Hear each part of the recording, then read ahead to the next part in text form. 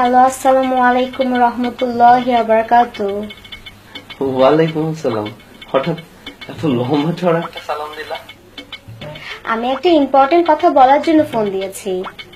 এখন তো রোজার মাস, আমি না তোমার সাথে কথা বলতে পারবো না, কারণ রোজা রেখে কথা বলা তো হারাম। আমি হারাম কাজ করতে পারবো না। না, এটা কোন ধরনের কথা? তাই 1 মাসের জন্য তোমার আমার রিলেশন সাময়িকভাবে ব্রেকআপ।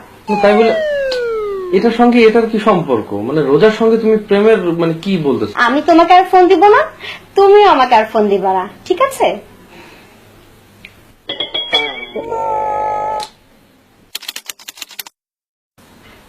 হ্যালো, আসসালামু আলাইকুম। ওয়ালাইকুম আসসালাম। হঠাৎ সালামের লেন্থ তো কমে গেল, কাহিনী কি? এই শুনছো, একটা কথা বলার জন্য না আমি তোমাকে ফোন দিছি। ঈদ তো চলে আসছে, আর মাত্র 10 দিন বাকি। আমি বলছিলাম কি, চলো না শপিং এ যাই। শপিং না?